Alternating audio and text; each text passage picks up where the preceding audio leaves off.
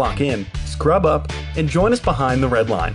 You're listening to First Case, a perioperative podcast bringing you exciting interviews, engaging discussions, and innovative solutions that are changing the way patients receive surgical care. Each episode, we talk to frontline staff, perioperative leadership, and nursing entrepreneurs from across the country as they share their stories, experience, and expertise on the industry we love. From the back table to the boardroom, from wheels in to wheels out, we tackle the real-life issues affecting the OR. Whether you're tuning in for surgical service education or inspiration, we're glad you're here. And now it's time to roll back and start the first case.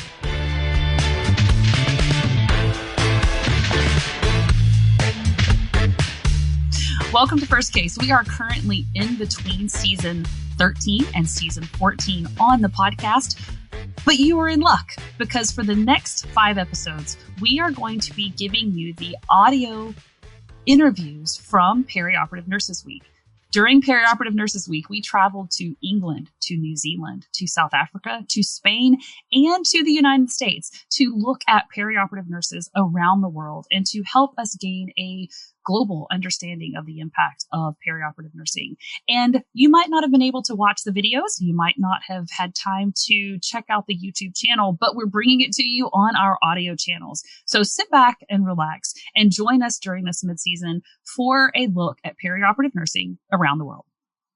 Happy Perioperative Nurses Week and welcome back to our mini spotlight series highlighting perioperative nurses from across the globe and celebrating the international impact of OR nurses. Today we're traveling to Spain and we are speaking with Esther Espunes Mestres. Esther, thank you so much for joining us today. Thank you. It's my pleasure to collaborate with you. I am so excited to have this conversation. We have talked with a nurse from England. We've talked with a nurse from New Zealand and a nurse from South Africa. And so now we are jumping back to another continent, another country, and going to Spain. And I'm so excited. But why don't you just take a second and introduce yourself to everyone watching and tell them a little bit about who you are? I'm a perioperative nurse for 27 years. I have always been in OR since I finished my university degree. In Spain, we have all the roles. We are scrub nurse. We can do as a circulator nurse as well, and in the post anesthesia care unit as well. So it depends on the hospital you work. Maybe sometimes you just scrub or you circulate or you do your activity in the post anesthesia care unit. And sometimes, for example, in my experience, sometimes a week I work as a scrub nurse or a circulator or just a post anesthesia care unit. So it depends on the hospital you work, the role you will perform. Interesting. So in the States, when you work in the operating room, typically you are only in the operating room and they hire different nurses to work in the post-anesthesia unit. And so we don't typically venture into recovery unless, they're desperate for help or need something. So that's interesting that you will work in both departments like that. I think that's really cool. So tell me this, you went from university to the operating room. How did they prepare you in school to go to the operating room? Yes, in the university, the education degree for nursing, it's a 4 years degree. Okay. We are in the European space for higher education. So in Europe, most of more or less we do the same. Uh-huh. Our education degree is about 240 European credits, so it's about 6,000 hours of education. Wow. And of these 240 credits we do for nursing, 93 are in practicum and in simulation activities. So it's about 2,300 hours of practical education of nursing. In Spain, the specialty of operating room nurse, it's not recognized by the government. Uh-huh. It is not. We have some specialties that are recognized and they do a 2-year residency program, but the operating room nurses, we are not there. Not yet. Not yet. Maybe one day. Not yet. Yes. Yes. We are fighting hard with that, but not yet. But we have specialties for mental health, occupational health, pediatrics nurse, geriatrics, midwifery, and community nurse, for example, but really? not for operating room. Well, we need to get the operating room in that specialty group, don't we? Yes, we need to be there, but not yet. When you finish the university in the last course, so in the fourth year of education, you have one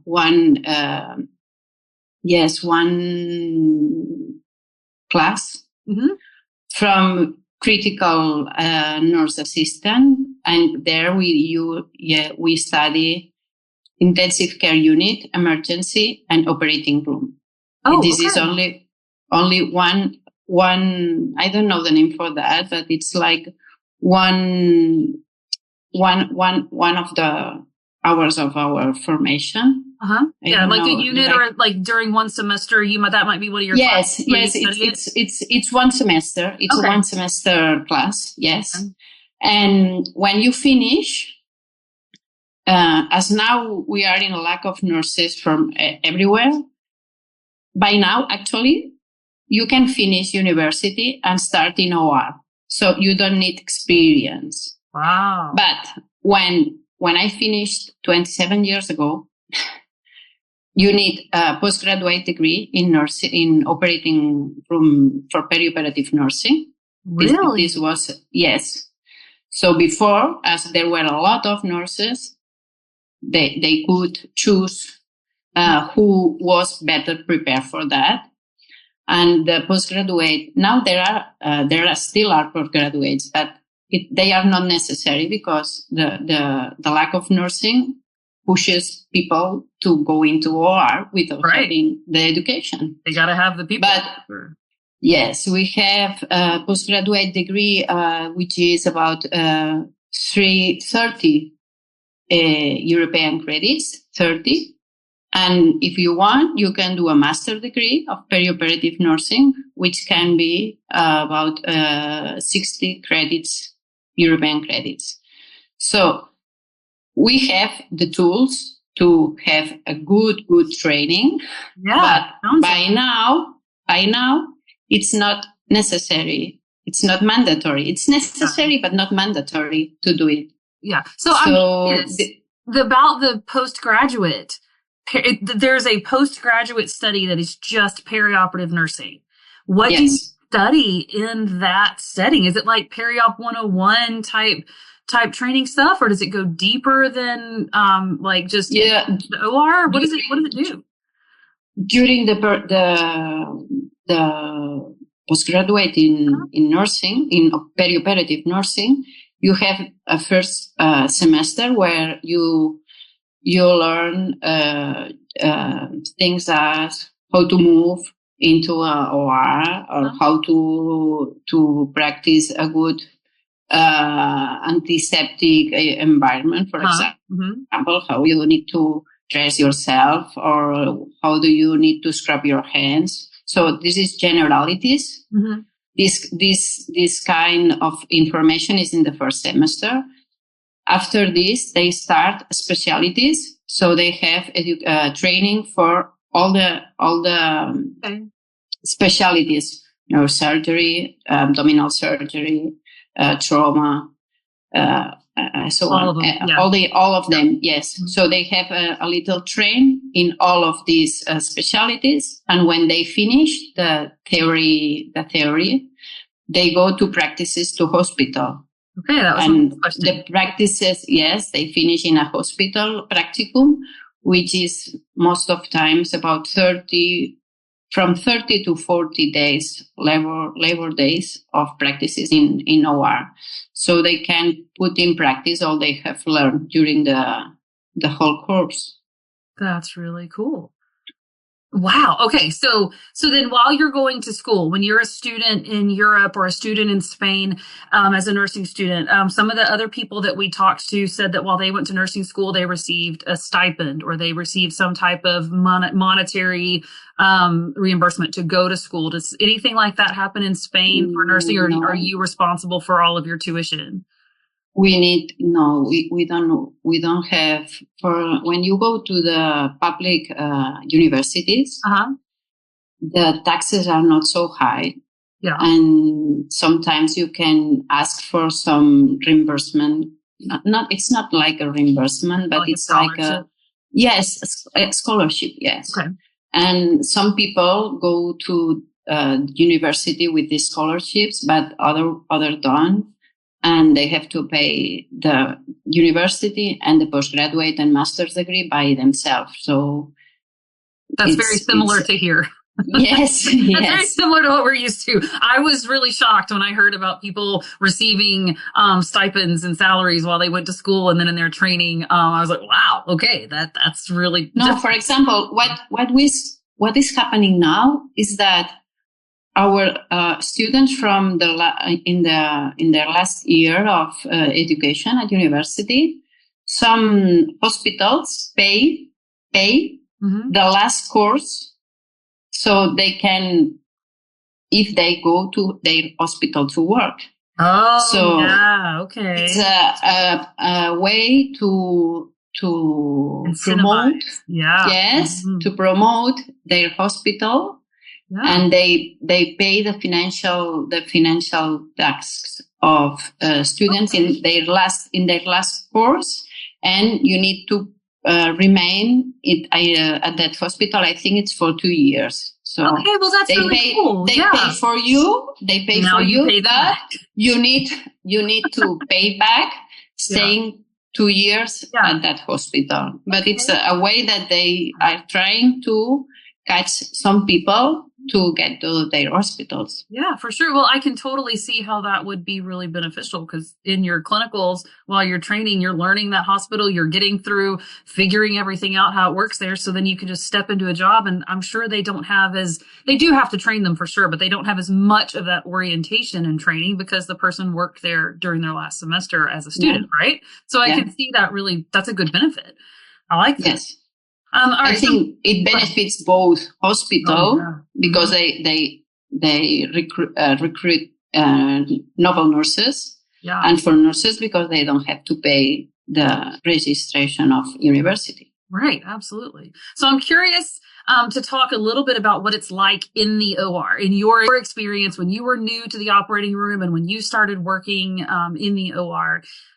I'm curious about the OR culture, the interactions between other nurses and new nurses or surgeons to nurses or how people treat each other in the department. What is it like what has it been like in your experience? Well, when I started a long time ago, all students that were in OR, we went always with a veteran nurse.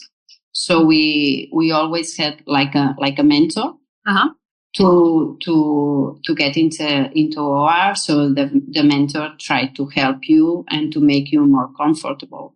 I think that was a very, very good, for me, in my experience, that was a very, very good idea to do it because sometimes when you are new, OR maybe can be some kind of scary. Yes, it can. And can be some kind of scary. And sometimes the relationship between the teams, not just nurses, but surgeons, anesthesiologists, and so on, can be sometimes difficult as well. So I think that when I started a long time ago, having a mentor was really good for me because, it was like a way to enter into in a zone that you didn't know nothing about. Yeah. And having someone beside you helping, sometimes you just need to look for her, for example. Right. And it was, I think it's a good idea to have mentors in OR. And my experience when I start with this issue was really relevant. I think that unfortunately there are some relations in OR that we all know, and it is all in literature as well, that there are some kinds of individuals that sometimes make the team not go as good as they go. Yes. Right. And I think that if you have a veteran person beside you, makes it easy for you and for the team. And I think it's important to have a good leadership in OR, because sometimes it's not just to know something, but to know how to do, or how to say, or how to explain something. And I think that young nurses need to recognize someone as a leader in OR, because it's not just surgeons or anesthesiologists. Sometimes nurses, yes, we are enough with us. So we're hard enough to deal with sometimes. We don't need to into this. Yes, it's so. I think that relationships, it's because it is a very close department. It's a department with a really, really high stress, and it's not easy to go forward if you don't have your mental capacity to sometimes to take a look so close. So at the big picture, try to see. Yes, take a big yes, that. And relationships always will be difficult in the time when stress and when things go wrong. It's really difficult to keep calm, but with experience, all the things you see the things different as well. I don't face things the same way now that when I started 27 years ago. Yeah. So experience helped you with that. But I think that we need to sometimes to just get calm and try to get apart a little bit, think about that, and after just answer. Because if you answer when you are really, really angry. Yeah. It's not never going to be it's good. Better. No, it's better just to wait. Wait a minute. Wait a minute. We say here in Spain, we say count until 10. Yep. And afterwards come back, because if not, it's not a good deal. Yeah. No, that holds true no matter what country you're in or what OR you're in. Take a minute, take a breath, and let's not speak in the heat of the moment, for sure. So I'm curious too. You said that y'all are taught to scrub, you're taught to circulate, you're taught to work in recovery. Do you have surgical technologists in your ORs in Spain, or is it all nurses that are doing the scrubbing in your departments? In Spain, it is mandatory to have 2 nurses per every operating room. At minimum 2. Okay. You can be 3. 1 for anesthesia, 1 for scrub, and 1 for circulating. Added to this, we have some technicians that help during circulating. Oh, okay. During the circulating role, we have some technicians that they can help with this role, but we don't have 1 for each OR. So we have maybe 1 shared between 2. Right. So we use them to start faster and to finish faster. Oh yeah, for sure. To start the next case on time. Oh right, okay, I see that. And so they are there just to assist the circulator, the RN circulator, to make sure that things go smoothly, you are efficient, productive, and maybe give a lunch break or 2.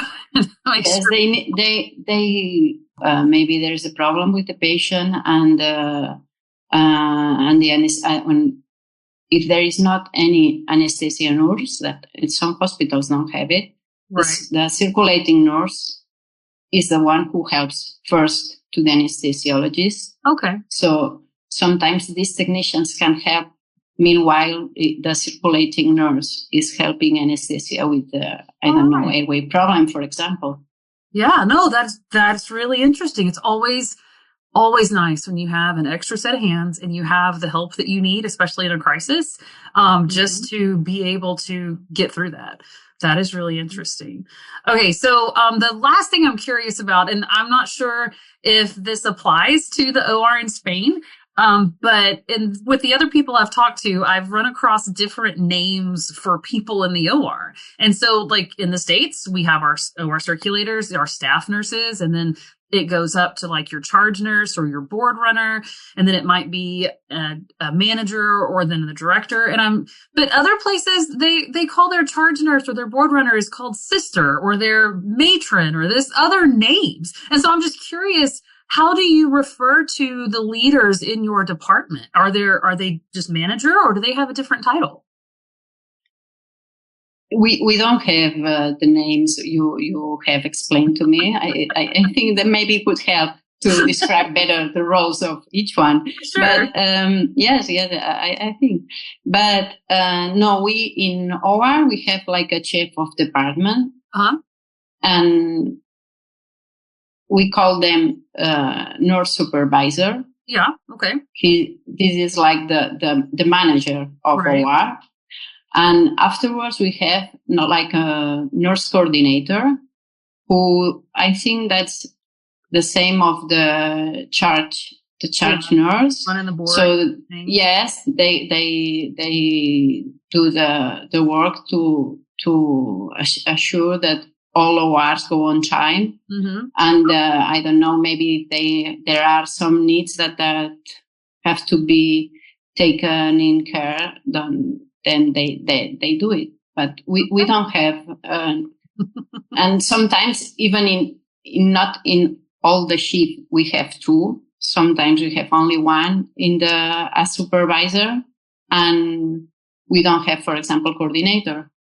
It depends on the shift. For example, the morning shift has, the afternoon shift sometimes, and at night, sometimes. It just depends on who's there, right?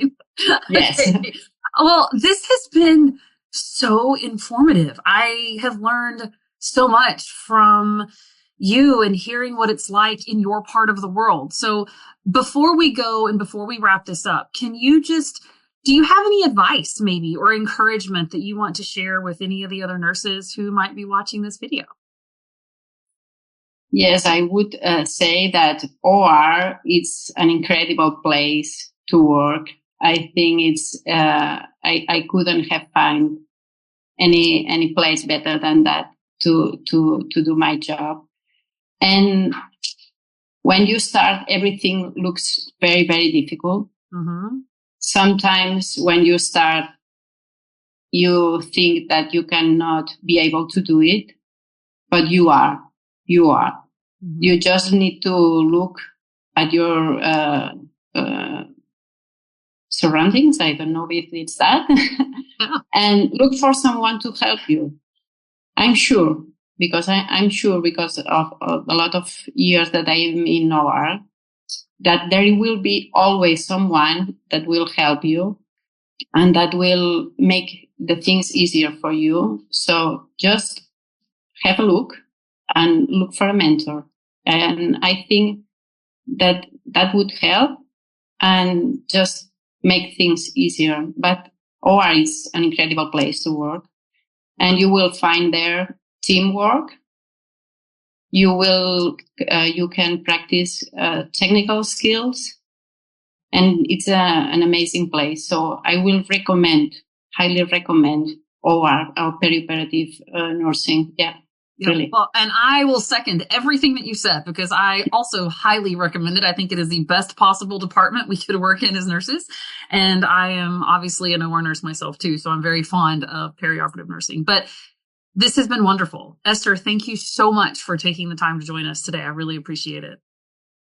A pleasure for me. I hope my English has been good enough to explain myself, to make myself clear. So thank you for your time. Absolutely. Thank you. Well, everyone, that is going to do it for today. Tune in tomorrow for our last video of the week. I'm your host, Melanie Perry, and on behalf of Esther and myself and our whole team, thanks for tuning in to First Case.